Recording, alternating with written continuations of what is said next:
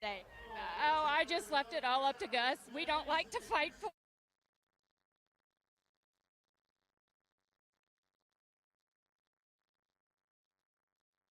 Branquinho, Luke Branquinho's son. I'm here with Kyle Irwin.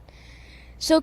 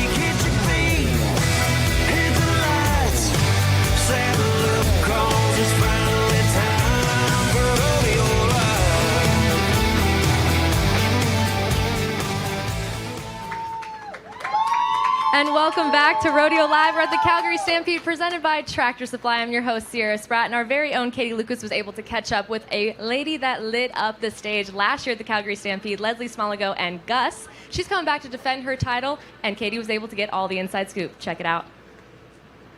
Well, Leslie Smoligo and Gus are trying to defend their title at the Calgary Stampede, but Leslie, you had to work for it. What kind of nerves were you feeling when you walked down that alley today? Oh, I just left it all up to Gus. We don't like to fight for it. We like a little cushion, but, when Gus knows it's on the line, he performs, and he was in rare form today. When Trisha and Idios went out and laid down the fastest run. Well, Leslie Smoligo and Gus are trying to defend their title at the Calgary Stampede, but Leslie, you had to work for it. What kind of nerves were you feeling when you walked down that alley today? Oh, I just left it all up to Gus. We don't like to fight for it. We like a little cushion, but, when Gus knows it's on the line, he performs, and he was in rare form today. When Trisha and Idios went out and laid down the fastest run of the day so far, that meant you absolutely had to place in order to move on. Are you in the back watching that situation unfold at that point?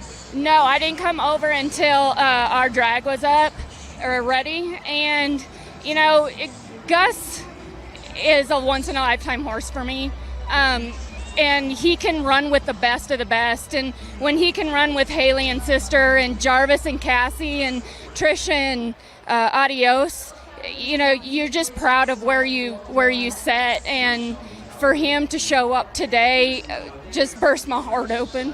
How do you think he was able to edge out just by 1/100th of a second there? What was that special something in the run today? It was one of those that the barrel gods were with us, and it was just a great day. They certainly were with you in your fire-breathing dragon today. Compare your pool last year to this year. How did that competition compare for you? Well, it started out the same. Haley and she won it. I won second. This year it didn't go as planned. I won fourth with a 17-11, and I was like, really? I was like, that usually wins it. And then today, this is the fastest time he's ran. Last year in the showdown, he ran a 94. So, now he's at 93, and let's just hope he gets faster. So knowing just how hard you had to fight to get back to the showdown round and to the championship Sunday at the Calgary Stampede, how much does it mean to you to know that you've punched your ticket? It means the world. I'm sitting 16th in the world, so every bit of money helps, and Gus just pulls it out when he knows I need it, and I can count on him. And I'm just so grateful for what I get to do, and my family behind me, my mom and my dad and my husband. They're my biggest cheerleaders, and they're not going to steer me wrong, and whether I do good or bad, they still love me. Hey, we're grateful to get to watch great competitors like you. Congratulations. Thank you.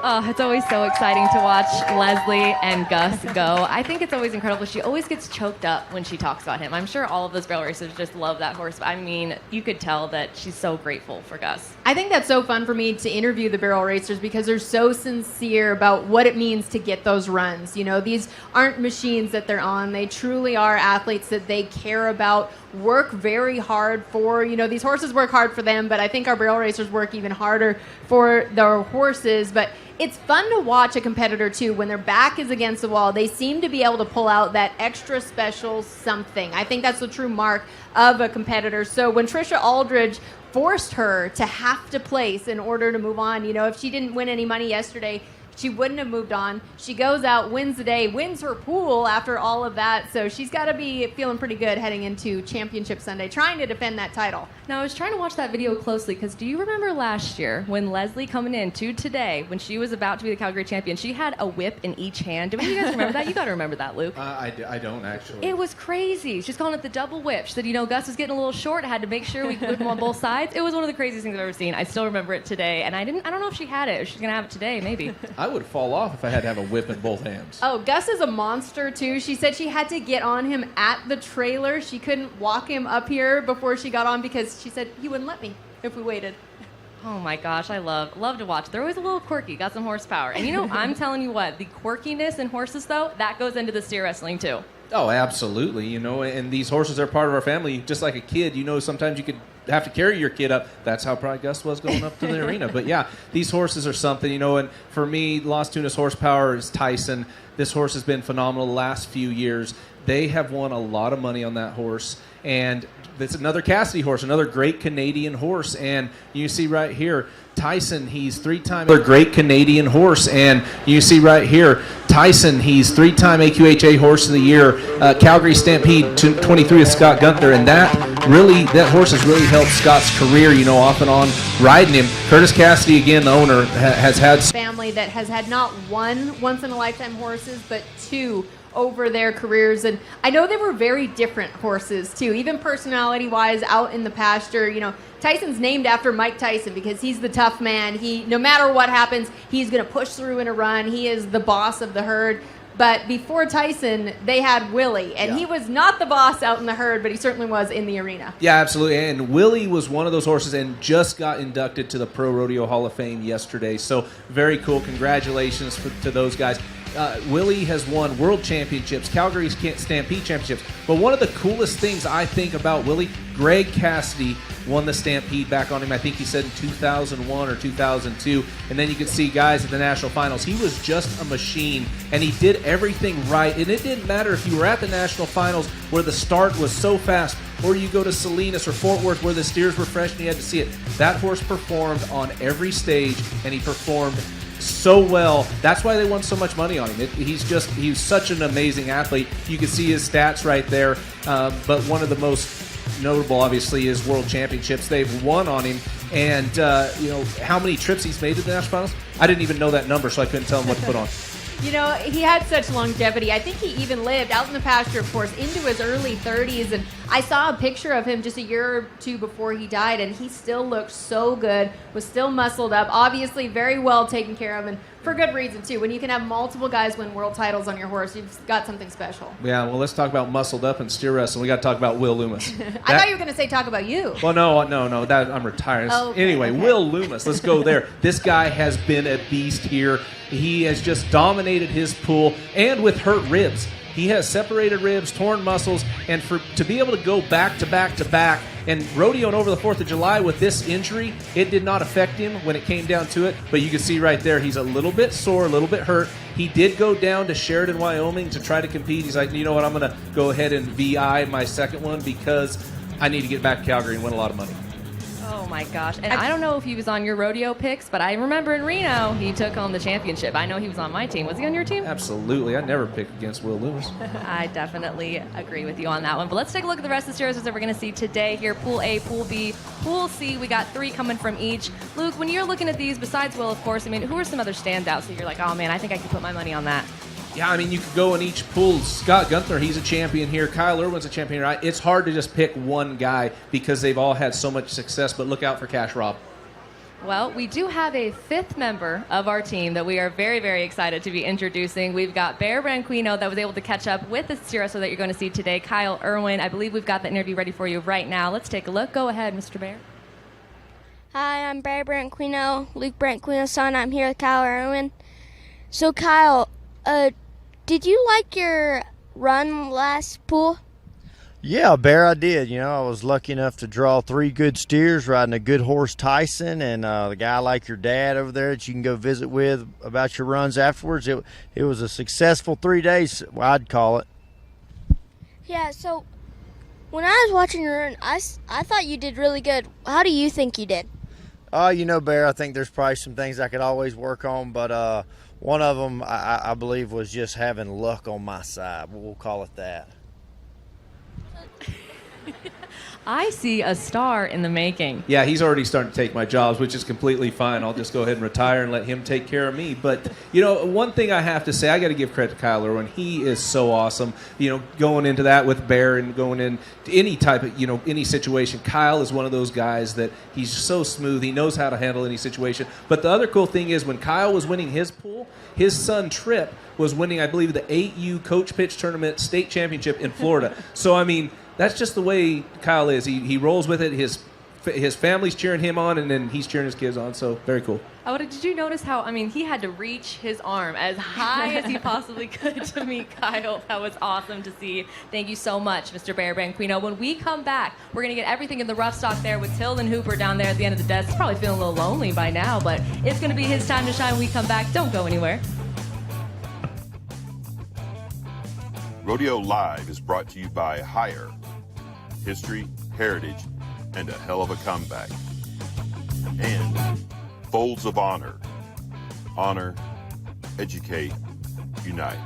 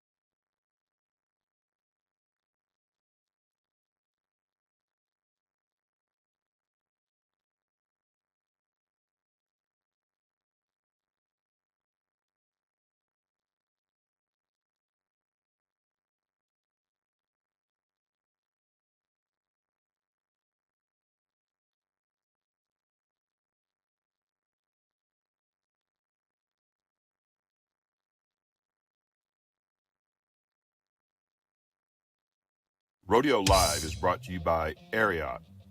Ready, set, riding boots and jeans that work as hard as you do.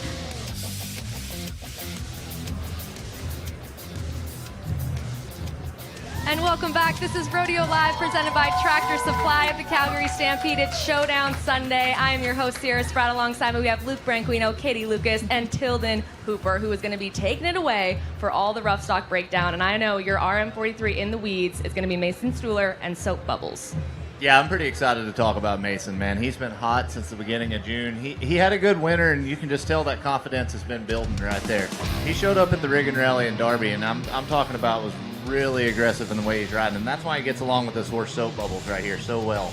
That horse is really strong. Doesn't look like it. You know, she's just bucking around there, but she drops so much that if you don't get that start right and get going with her right out of there, then she's going to jerk you down. And Mason did it perfect. He made it look easy, but I can promise you it wasn't. At the end of the day, like a horse like that, you know if you don't get going with him right there, then he's going to jerk you down. You also know if you don't connect when you do get going, he's going to jerk you down. So you got to have a lot of confidence going whenever you nod to just rip him like he did right there and finish off strong. Way to go, Mason. Mason definitely did a great job. He's going to be third, advancing from Pool A. He did win round 1 of Pool A with that 88-point ride. Definitely exciting. Currently ranked 24th in the world, but man, there's a lot of money up for grabs. Yeah, Mason's been riding the hard ones easy, and that's what it takes to go ahead and get over the hump. Like, that's when you know a guy's really got it figured out and he's got the confidence in his corner because, like I said, the horses he got, the one he got on there at Vernal, that should have been first. I mean, I've been the guy that won first when I wasn't supposed to a lot of times. We all have. But Mason, he spurred a really hard horse to ride over there in Vernal, and that's when I watched that on Instagram. I was like, man, Mason's here. He's ready to do this, and I'm excited for him today. It's going to be definitely exciting. We're going to take a look at the rest of the bareback riders that we're going to be seeing today here from Pool A, B, and C. Everyone that's advancing on. We've got big names like Cole Franks, Dean Thompson, and even Western Timmerman. R.C. Landingham, too, also made a heck of a ride yesterday. I know I saw that. Yeah, I think you got to watch out for Sam Peterson today. He's got a horse he's won on a couple times just in the last month. And just like I'm talking about with Mason, Sam the other day, he got on a horse called Twin Cherry and won the round, and that's a horse that not a lot of guys get along with. And he's got a couple different trips, and sometimes he has a trip where you can get after him and you have a chance to be 90. He didn't really have that trip with Sam the other day, and he was still almost 90. He was hard. That's a hard one. I've been on him a lot of times, and I haven't got him figured out yet. And when I saw Sam do that, I was like, man, whatever they run underneath him on Sunday, he'll be ready for it. And so I'm excited to see that. Yeah, there's been some big scores and big money. Speaking of, we got to go right into the bull riding here of their next Rough Stock event because we have a couple of bull riders that have taken home nearly $30,000 already, and it's not even Championship Sunday yet. We've talked about Luke Mackey and J.R. Stratford. Yeah, can you imagine, Luke? Let's get it started. We're going into the short round. We've already won $30,000. Like, there's a lot of money to be won here. Yeah, and what the crazy thing was doing TV down here in the Stampede, Scott Schiffner's like, hey, have you heard of this Luke Mackey kid? I'm like, no. I call Kai Hamilton, have you heard of him? I'm like, no. And then he comes out and dominates like he did. That is so impressive for a young guy like him. And then J.R. Stratford, he's been doing it for a while. He knows how to get it done. Yeah, heck yeah. And I think they all like their bulls. I was talking with a lot of the guys last night out at the campgrounds, and it sounds like the kind of bulls that guys can ride. They're maybe a little hard, but the kind that guys can get along with. And, talking last night, I talked to Trey Benton. He said he's got a bull that he really likes, that he's kind of hard, but if he does his job, he'll be back there. And then Wasey Shala showed me a video of his bull last night, and I'm excited to see him on him. I think he's going to pull the spurs and look like a bareback rider out there today.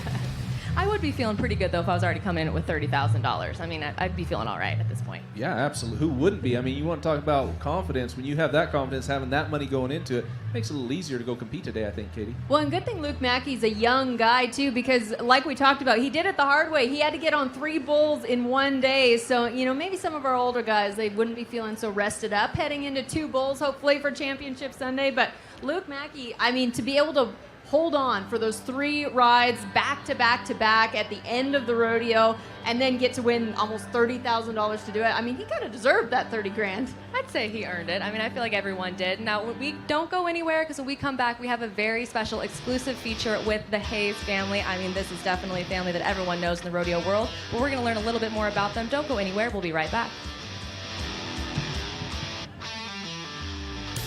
Rodeo Live is brought to you by RM43, Serious Weed Control, and Las Tunas, International Horse Breeder.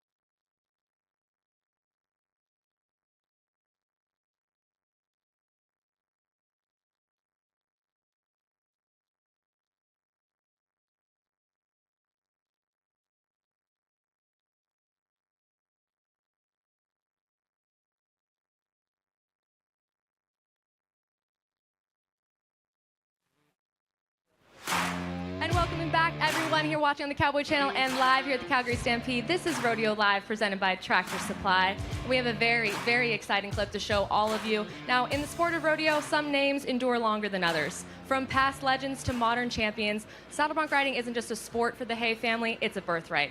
And a bond passed from father to son and brother to brother. Take a look now.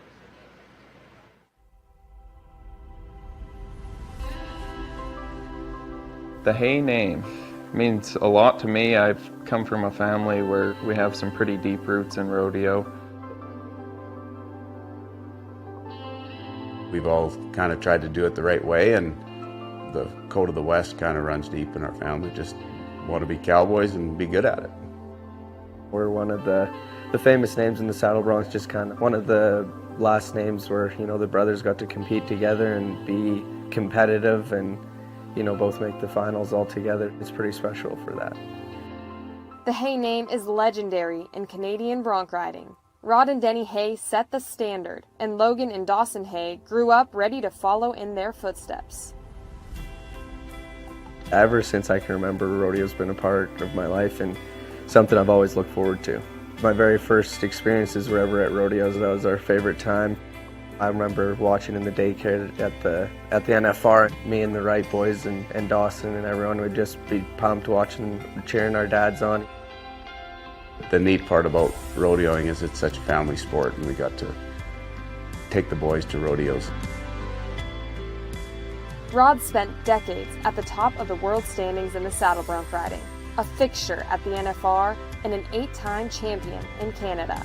He then went on to help his sons acquire the same skill set. Both of them rode steers a little bit. They both kind of got on their first horses at the same time at a rodeo school. You could tell they both wanted to try it out. The very first rodeo that I rode at, I broke my arm, and I'm like, gosh. So I got through with that, came back, and my third horse after breaking my arm, I broke it again. And so I was like, this is just ridiculous. It took us a long time to figure it out. There's a lot of guys that even we started with that picked it up a lot quicker. I don't think we were destined to be. It was just something that we were passionate about, and we really wanted to figure it out. The Canadian arena record, we just tied it. 95 points, Dawson Hay. The man that holds the record for the best saddle bronc ride ever. This is Logan Hay. Once they got going with it, the more they went, the more the determination to become great at it. Logan and Dawson are on track to create rodeo resumes that run in the family. And there is one rodeo in particular where the Hay family has made history. The Calgary Stampede it's probably one of the biggest things that happens in Canada. Calgary's my favorite rodeo. I bet 95% of the people say Calgary and the other 5% haven't been there. Growing up, it was just a dream to be able to get on there. As a kid, I remember watching my dad win it. We had an excellent ride by Roddy Hay, and he knows it. It's one of the toughest rodeos in the world to win. I won it 4 times. 2005, I think, was the last time he won it, and I would have been 8. And I remember me and Dawson were watching it on TV, and I remember he bought us a couple pellet guns after. 17 years later, Logan and Dawson had the chance to leave Calgary with more than a pellet gun. In 2022, the moment that had once belonged to Rod was right in front of his sons. Both Logan and Dawson were 2 of the final 4 in the championship round at the Calgary Stampede. I didn't even really care how it all went out because I knew one of us was going home with the $50,000. I was the first out. I knew I was going to have to do something, pretty good if I was even going to have a chance. So I just let it all hang out there. Riding for the big bucks, and here we go. Beautiful bronc ride by Hay. 89.5 points. Joins his dad now as a Calgary Stampede champion. I made one of the best rides I've ever made. I beat Dawson by half a point there at the end. There's nothing like when I run across that field when you're going to get on the big stage. That was one of the best feelings ever. I was just thinking, holy cow, I just won Calgary. That was one of my best days ever, watching them guys win first and second there. You know, Logan won it and Dawson was a half point behind. That was unbelievable. I remember just thinking that's got to be the coolest feeling ever. A feeling Dawson would get to experience a year later at the 2023 Calgary Stampede. He got second the year before, so he came back with some vengeance. Here we go. Dawson Hay. This horse is getting it on. He just aced everything. When he gets on a roll, he's pretty tough to stop, but that was pretty incredible. Your 2023 Saddle Bronc champion, Dawson Hay. To walk up on that stage and, you know, be another Hay to put his name on the list of champions at Calgary Stampede. I had my daughter, I remember picking her up and walking her out on the stage, and just thinking about how that was me and my dad at one point, you know, 20 years ago or so. It was pretty cool to bring my family up there and you know, have the whole new generation picking up that check. I was down at the border the next day. I was taking some horses to a rodeo down south, and I was standing in line, and the one lady said, "You must have come from Calgary." I said, "Yeah." I said, "I did." She said, "Did you ride?" I said, "Oh, no. It's been a long time since I've rode there. My kids were riding." She said, "Who are your kids?" "Oh," I said, "It's Logan and Dawson. They were in the bronc riding." And she goes, "Oh, you're the Hay dad." And I thought, "Oh, well." So now I'm the Hay dad. I'm officially retired. So that was pretty cool. We just kind of, try to make our own path. When it comes down to actually riding broncs, you know, we take it very seriously and just hope we can continue that on. The Hay name, it means the world to be able to continue that legacy on. I would say maybe some pressure in holding up that name a little bit, but for the most part, it's been more proud to keep the name going at a high level. I don't really worry about the legacy. That's probably still being written.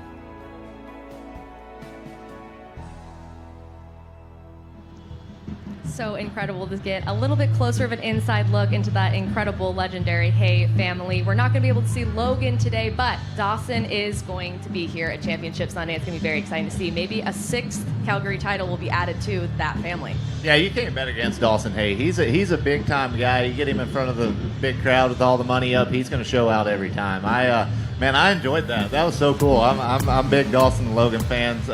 Rod was still riding when I first started, and I just love their family. I'm so happy for them. This is cool to watch. Well, watching that, I reminisced about when I first started rodeo, because Roddy was one of those guys that you watched every time he nodded his head. And to me, he's one of those guys that had never won a world championship, but should have. Yeah. He was that good.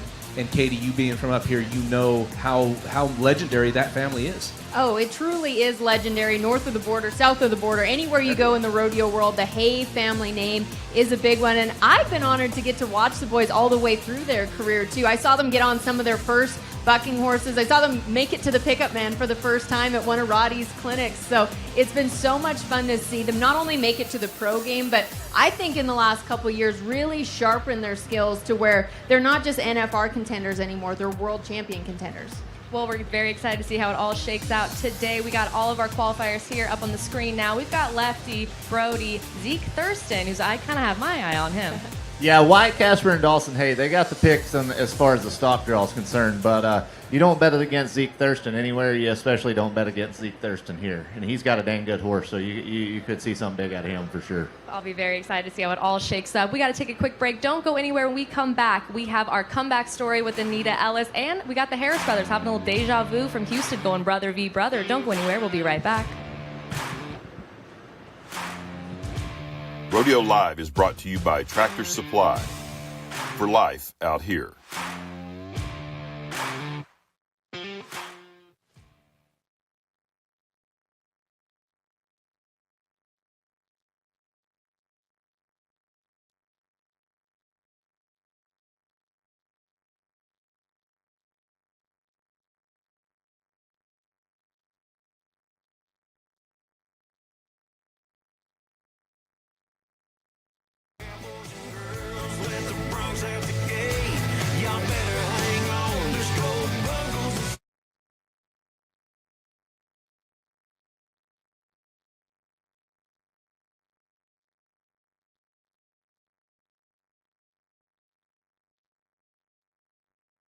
Well, we're hopping into the fold with Folds of Honor and Calgary Stampede CEO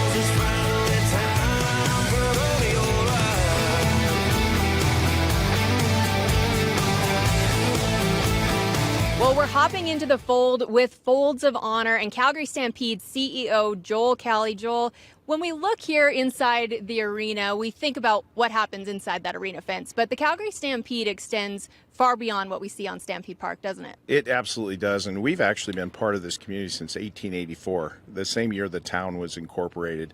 With year-round operation of the park, our convention and event business, it is a year-round business. 2019 economic impact study indicated $540 million of economic impact throughout the year, $282 million that came just during the 10-day festival. And you couldn't do it without the great people that are behind you as well. Tremendous staff and volunteers, 3,000 volunteers really conduct a lot of our programming. We have about 340 full-time employees, 900 part-time employees. We ramp up to 4,000 seasonal employees. Most of those are first-time job holders. And so many foundations that truly do impact the community at large. Absolutely. We have a Calgary Stampede Foundation, which is our charitable entity, and it conducts youth programming. About 17,000 interactions with youth per year. That includes the 7-time world champion Stampede Show Band, the young Canadians who are the star of the evening show, our show riders, and we host schools throughout the year so that young people can learn about agriculture and history.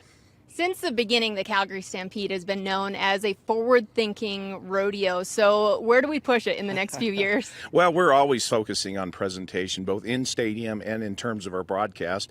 And we perform in front of largely an urban audience. And so we have to make sure that we're presenting rodeo in a way that is acceptable and palatable to them. That's why you see the rules exemptions that we have relative to the PRCA. A lot of growth that we're seeing on grounds as well. Yeah, clear a lot of changes in the future and a lot of growth for not just the arena itself, not just for the rodeo, but for the whole community. So thanks for all you do. Thank you very much. All right, we're back here at Calgary Stampede, and Higher Boots, they love a good comeback story, as do we. Rodeo Live, presented by Tractor Supply. And our comeback story for the Calgary Stampede is Anita Ellis and her horse, Axe. Yeah, kind of a little different comeback story. It's not a human comeback story, but rather an equine one. Axe is her sorrel horse that she rode for the first 2 days of competition in her pool, wins both of those go-rounds, but that horse has had to come through a lot. In 2024, the horse presented with kissing spine, had to undergo surgery in February of that year, came back last June, and you know, that injury could have been career ending or at least limiting for that horse. So to be able to go through a surgery like that, come back and not only perform well, but perform at the highest level here at the Calgary Stampede. That's exactly why that's our comeback story. Oh, it's definitely exciting. And Anita Ellis, kind of what you had mentioned earlier, Luke, you know, she's a name, but she's not quite as well known as some others, you know, and she's coming in right now. She's currently 32nd. However, I feel like she's really making a name for herself right now, especially with that. She broke the arena record there for a minute anyway. Yeah, and let's just talk about Axe, how great of a comeback story that is. But then getting off of him for the third round and going ahead and winning on, quote, air quotes, backup horse winning the third. Unbelievable. Just a great story. Yeah, I don't know if Rico ever needs to be a backup horse again when you can break the arena record at a place like the Calgary Stampede, but it was so exciting this year. I'm interested to see which horse she decides to run today. She actually put out a poll on social media asking fans which horse she thinks, or they think that she should ride. Rico is winning. I just double checked. Rico's winning right now, but you never know. Maybe she'll ride Axe for one, Rico for the second one. We'll see. So what do you think? We going comeback kid? We going trusty? Yeah, I don't know. Whatever she won, all those things that were on that stat, that's what I'd go with today, because there's no better place to make a name for yourself than the Calgary Stampede. There you go. You better go vote right now on Facebook. You see, we all know what we're talking about. Let's look at the other qualifiers that we're going to be seeing today. Lots of big names with incredible horsepower. We got Carly Otero, Brittany Posey-Tanazi, Emily Beisel. Again, I mean, all of these people you see, all three of those ladies there have broken the record at one point. And I don't really know who I'm betting my money on right now, Luke. I'm going to go with Haley Kinsel just because I coach her, so I have to go with that one. She's feeling really good today. Then you've already checked in with her. Checked in, made sure I told her she needed to tighten it up from yesterday. It's a little long, so obviously Sister's going to be ready to roll. Okay, you warmed up Sister for her too, right? Got her ready? Absolutely, yeah. We're ready to go. Good. It's going to be very, very exciting. And we were speaking on horsepower earlier, and you didn't get your chance, Luke, to go over that incredible horse, Tyson's. Let's go over that right now. Yeah, so Tyson's one of those horses, you back him in the corner, he is so attentive, he pays attention, he knows exactly his job, and you can see him right here. He's focused, facing forward, knows where they want him to break every time. You can see Scott right here, little pull, but Tyson still gives him room right there. The separation is key. You don't want to be too tight, you don't want to be too far away. Gives him a great go right there, and Scott's able to crack that steer's head, get up over the top. But the other thing about him is he finishes strong. He gets through the hole so hard, he lets that cowboy place their feet where they need to place to make a fast run, and we've seen it right there. Again, seeing Kyle Irwin, the separation that Tyson gives him, perfect separation. Kyle's able to reach up there, crack that steer's head, feet placed good because of the strong finish, and that's why Tyson, you're going to see hopefully see Kyle Irwin get some good money on him today. How important is it for them to be able to push by you like that instead of float along beside you as you're getting on the steer? It's got to be pretty important for them to get gone. Yeah, absolutely. Now, the older I am, I want them to float by a little bit slower. But, yeah, you want that speed getting by. It helps you crack that steer's head, be aggressive, that head catch, and it helps place your feet, and that's what we see with Tyson. Horsepower is everything in the steer wrestling. I feel like almost every event, and I'm sure the rough stock as well. Horsepower is definitely important. That was brought to you by Las Tunas. That was our horsepower report. But let's go right in now to the tie-down roping, because I'm having deja vu from Houston. We have brothers going against each other, Joel and Ty Harris. Yeah, a little different arena, probably about the same size, honestly. One's indoor, one's outdoor, but we saw them perform so well in the same pool. It's kind of risky, I feel like, entering the same pool as brothers. You might want to divide and conquer, but look at them there. Ty Harris, number one with 16,000. Joel Harris, number two with over 13. In some pretty rare company, too. Riley Webb in there in that third place spot. So now that means they are back today to try to get the title. Yeah, and much like Houston, they're riding the same horse as well. They're riding Peso today, and these two kids obviously grew up together, practiced together. They know every step of the way what it took to get to where they're at today, and we see this at Houston with exactly what happened. Yeah, this is why we're feeling a little bit of deja vu, because they did the same thing at Rodeo Houston. Both of them make the semifinals. Both of them battle through to get to the four-man. And then what do they do in the four-man? They tie at 8.2 seconds apiece. It was so exciting to watch. Joel was out first. Of course, the lesser known of the two at that time. He hadn't made the NFR yet. He is 8.2. Ty was back-to-back with him. Goes out, ties that time. So at Rodeo Houston, that means they have to have a rope off. And like you said, same horse. He was working hard that day. He made 6 runs back-to-back in the semifinals. We're taking a look at the winning run. Joel went out first, broke the barrier, so Ty just had to put his head down, do his job to win $50,000 at that time at Rodeo Houston. It was such a cool moment, and I think it would be even more neat to see deja vu today. I can still remember that thinking, have they ever had a rope off? Is that something that they do? Did they come up with that on the spot? In the practice pen every day. Every day. Yeah. Well, let's take a look at our other qualifiers we're going to see in the tie-down roping. We've got Riley Pruitt, Chad Mayfield. We've got Marty Yates even coming out of Pool C, Tuff Cooper. You've got some veterans, you've got some new guys, but all of those guys know how to rope and tie. Absolutely, and I'm going to just go ahead and pick Riley Webb. Gotta love the way he's rolling. I mean, that guy's to jump stud. out there. Yeah, well, I want to get out there before you guys did that. Yeah. Holy crap. Anyway.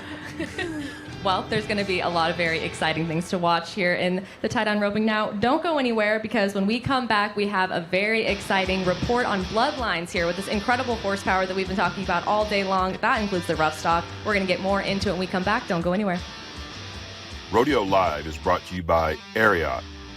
Ready, set, riding boots and jeans that work as hard as you do.